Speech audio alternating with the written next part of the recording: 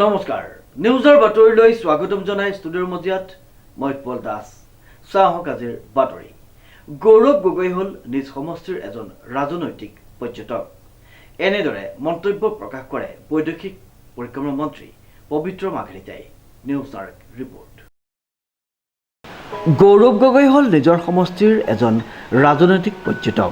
এই মন্তব্য প্ৰকাশ কৰিলে বৈদেশিক পৰিক্ৰমা মন্ত্ৰী পবিত্ৰ মাঘেৰিটাই। যোৰহাটত অনুষ্ঠিত হোৱা ভাৰতীয় জনতা পাৰ্টিৰ অভিনন্দন অনুষ্ঠানত অংশগ্ৰহণ কৰি যোৰহাট সমষ্টিৰ উন্নয়নৰ দায়িত্বত থকা পবিত্ৰ মাঘেৰিটাই এনেদৰে মত প্ৰকাশ কৰে।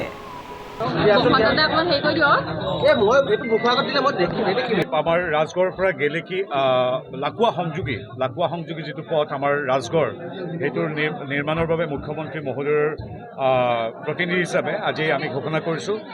সেই ৰাজগড়ৰ ওপৰত থকা পথটি 15 দিনৰ ভিতৰতে মেৰামতি কৰা হ'ব, প্ৰায় 11.6 কিলোমিটাৰ। তাৰ পৰা আহি আমি নাজিৰাৰ কৰ্মশ্ৰী হিতেশ্বৰ শইকীয়া অসামৰিক চিকিৎসালয় 3টা আমি ডায়েলিচিছ মেচিন তাত উদ্বোধন কৰোঁ, যিটো প্ৰধানমন্ত্ৰীৰ এক বিশেষ প্ৰকল্প। তাৰপিছত আহি আমি CKB কমাৰ্চ কলেজৰ শিক্ষয়িত্ৰীসকলৰ লগত মিলিত হওঁ আৰু 15 লাখ টকাৰ মোৰ সাংসদ পুঁজিৰ পৰা তেখেতসকলৰ বাবে আগবঢ়াওঁ। আৰু এইটো হ'ল মোৰ তাৰ মাজতে কৃষকসকলৰ সৈতে, আমাৰ কিয় সমষ্টিৰ কৃষকসকলৰ সৈতে এটা ৰাষ্ট্ৰীয় আঁচনিৰ জৰিয়তে কিছু আমাৰ তাত বিজ্ঞানীসকলে আলাপ আলোচনা কৰিছিল, তাতো কৃষকসকলৰ লগত আলোচনা কৰি এইটো মোৰ পঞ্চম অনুষ্ঠান। ইয়াত আমাৰ যোৰহাট জিলাৰ 4টা সমষ্টিৰ আটাইকেইগৰাকী পঞ্চায়তৰ বিজয়ী প্ৰাৰ্থী আৰু অংশগ্ৰহণকাৰী ভাৰতীয় জনতা পাৰ্টীৰ প্ৰাৰ্থীসকল সমবেত হৈছে। ইয়াত লোকাৰণ্য পৰিৱেশ, ভিতৰত প্ৰায় 1100 মানুহ, বাহিৰতো প্ৰায় 200-300 মানুহ আপোনালোকে দেখিছে। এটা অভূতপূৰ্ব উখল মাখল পৰিৱেশ আৰু সকলোৱে যাতে গ্ৰামাঞ্চলৰ উন্নয়নৰ বাবে সংকল্পবদ্ধ হৈ দুৰ্নীতিমুক্ত প্ৰশাসনৰ বাবে যিটো স্বপ্ন নৰেন্দ্ৰ মোদীদেৱে দেখি সাকাৰ ৰূপত আগবঢ়াই লৈ গৈছে, সেইটোৰ বাবে যাতে আমি সংকল্পবদ্ধ হওঁ। আৰু ডক্টৰ হিমন্ত বিশ্ব শৰ্মাৰ নেতৃত্বত ৰাজ্য চৰকাৰে পঞ্চায়ত ৰাজৰ উন্নয়নৰ বিকাশৰ বাবে যিদৰে কাম কৰিছে, তাৰ বাবে যাতে আমি কাম কৰাৰ সংকল্প লওঁ, সেইকাৰণে আজি এই সভাখন আয়োজন কৰা হৈছে। গতিকে অত্যন্ত গুৰুত্বপূৰ্ণ আমাৰ যিটো আপোনালোকৰ সংবাদ মাধ্যমে জনাইছে যে বিগ এণ্ট্ৰিত মাত্ৰ 350-400 মানুহ হৈছে। আচলতে এইবিলাক কথা আমি ক'ব নাপায়। আমি কেতিয়াবা 20 জন ব্যক্তিৰ আগতো সভা কৰোঁ, আমি কেতিয়াবা 25 জন মানুহৰ আগতো সভা কৰোঁ। এজন ব্যক্তি হ'লেও গণতন্ত্ৰত সি শ্ৰদ্ধেয়। গতিকে গৌৰৱ গগৈৰ সভাত 300 মানুহ হৈছে, 400 মানুহ হৈছে, এইবিলাক যিটো কথা বিভিন্ন আপোনালোকৰ সংবাদ মাধ্যম দিছে, আমি তেনেধৰণৰ কটাক্ষ কৰাটো অনুচিত। গতিকে আমাৰ সভাটো কেতিয়াবা 20 জন মানুহৰ আগতো সভা কৰোঁ। গতিকে তেওঁ বিগ এণ্ট্ৰিটো আহিছে, আমি আদৰণি জনাইছোঁ। মই বিশেষকৈ আমাৰ দলৰ হৈ গৌৰৱ গগৈক অতি আন্তৰিকতাৰে যোৰহাট লোকসভালৈ আদৰণি জনাইছোঁ, কিয়নো তেখেতক ইয়াত দেখা পোৱা নাযায়। যিহেতু তেওঁ আমেৰিকা, ইংলেণ্ড, পাকিস্তান ইত্যাদিত ব্যস্ত, ৰাষ্ট্ৰীয় কথাত ব্যস্ত।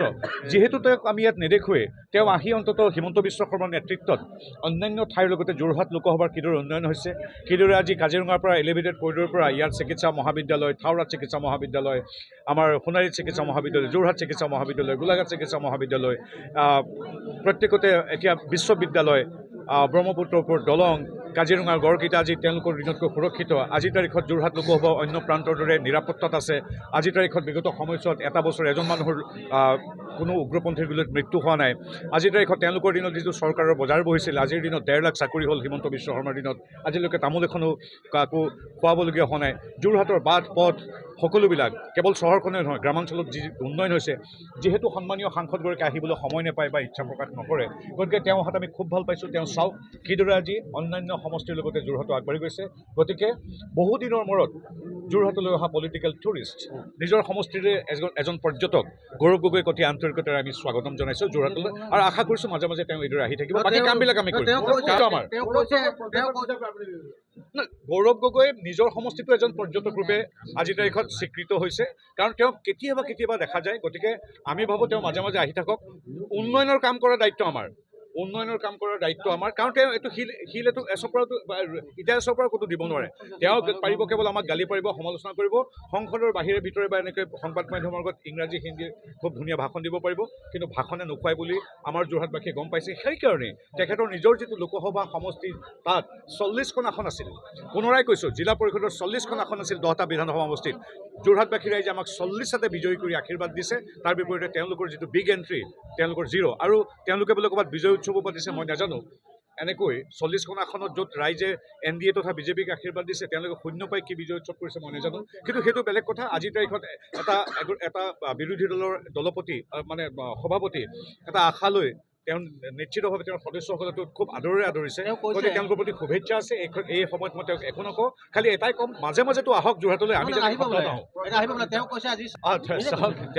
তেওঁ নিজৰ সমষ্টিটোতে দেখা পোৱা নাই যিহেতু মোৰ কথা নহয় দেই আপুনি যলৈকে যাওক আমাৰ মাজুলী তিতাবৰ মৰিয়নি সোণাৰী মাহমৰা যোৰহাট তিয়ক শিৱসাগৰ আমাৰ গোটেই এই সমষ্টিকেইটা ৰাইজক সোধক তেওঁক দেখা পোৱা নাযায় না তেওঁ ঈদত থাকে না তেওঁ বিহুত থাকে নে তেওঁ ভাওনা এখনত থাকে না ক'ৰবাত কিবা এটা অনুষ্ঠানত থাকে গতিকে তেওঁ যিহেতু নাহে গতিকে তেওঁক আমি এইটোৱে কৈছোঁ যে আমি উষ্ম আদৰণি জনাইছোঁ বিজেপিয়ে সেই গৌৰৱ গগৈ আপুনি অহাৰ কাৰণে আমি ভাল পাইছোঁ মাজে মাজে আহি থাকক কি ৰাজনৈতিক পৰ্যটক বুলি ৰাইজেই কৈ আছে মই কোৱা মোৰ ভাষ্য নহয় গতিকে তেওঁক আমি আদৰণি জনাইছোঁ দ্বিতীয় কথা হ'ল তেওঁক মাজে মাজে আমি এইদৰে আহি থাকিবলৈ অনুৰোধ জনাইছোঁ তাৰপিছতে ইলেকশ্যন খেলিম বুলি কৈছে যুঁজ আৰম্ভ হৈছে বুলি কৈছে সেইটো স্পেচিফিক নহয় একেখিনি কথা তেখেতে লোকসভাৰ সময়ত কৈছিল কিন্তু ৰাইজে 11খন আসনত আমাক বিজয়ী কৰি পঠিয়াইছে একেধৰণে তেওঁ ছুপাৰ সভাপতি হৈ পঞ্চায়তৰ নিৰ্বাচন খেলিছিল কিন্তু তাৰ বিপৰীতে আমাৰ হিমন্ত বিশ্ব শৰ্মাৰ নেতৃত্বাধীন ৰাজ্য চৰকাৰৰ উন্নয়নমূলক কামৰ প্ৰতি আশীৰ্বাদ আৰু শুভেচ্ছা জনাই বিজেপিৰ প্ৰতি আমাৰ সঁহাৰি জনাই মিত্ৰজোঁটক তেওঁলোকে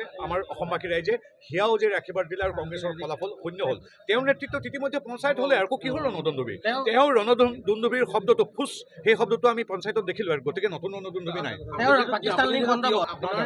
আপোনালোকৰ চৰকাৰৰ এতিয়া কথা হ'ল কেৱল তিয়কেই নহয় আপোনাৰ ভুল হৈছে কেৱল তিয়কেই নহয় যোৰহাটত আৰু কেইবাটাও ৰাস্তা ডুবি আছে কেৱল তিয়কেই নহয় গতিকে অকল তিয়ক সমষ্টি নহয় আজি পুৱা ভাগত মই তেনেধৰণৰ এটা ৰাস্তা মেৰামতিৰ বাবে যিটো ঘোষণা কৰি আহিছোঁ আমি তিয়ক সমষ্টি বুলি কেৱল নকওঁ সন্মানীয় তিয়ক সমষ্টিৰ লগতে মাজুলী তিতাবৰ মৰিয়নি যোৰহাটৰ কেইবাটাও পথ যথেষ্ট মেৰামতি কৰিবলগীয়া বা পুনৰ নিৰ্মাণ কৰিবলগীয়া আছে আমাৰ ইতিমধ্যে প্ৰণালীবদ্ধভাৱে কাম আৰম্ভ কৰিছে শ্ৰীমন্ত মাধৱ বৰুৱাৰ ৰিপৰ্ট নিউজ নাও।